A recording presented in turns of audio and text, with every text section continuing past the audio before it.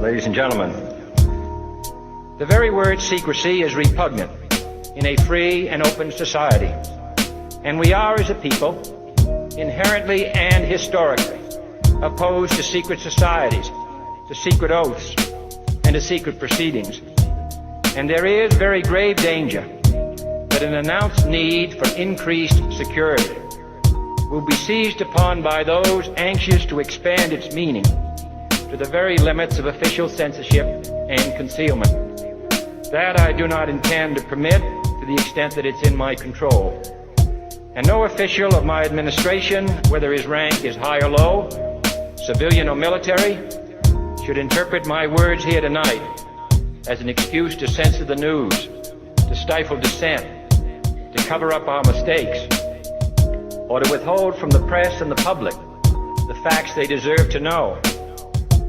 For we are opposed around the world by a monolithic and ruthless conspiracy that relies primarily on covert means for expanding its sphere of influence, on infiltration instead of invasion, on subversion instead of elections, on intimidation instead of free choice, on guerrillas by night instead of armies by day.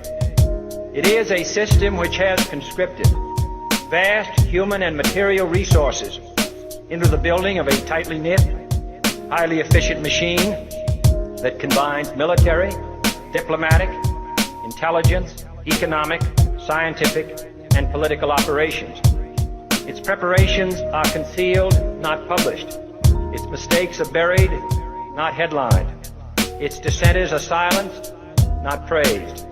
I am not asking your newspapers to support an administration, but I am asking your help in the tremendous task of informing and alerting the American people.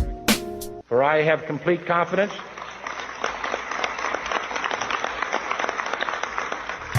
in the response and dedication of our citizens whenever they are fully informed. I not only could not stifle controversy among your readers, I welcome it. This administration intends to be candid about its errors. For as a wise man once said, an error doesn't become a mistake until you refuse to correct it. We intend to accept full responsibility for our errors, and we expect you to point them out when we miss them. Without debate, without criticism, no administration and no country can succeed, and no republic can survive. That is why the Athenian lawmaker Solon decreed it a crime for any citizen to shrink from controversy.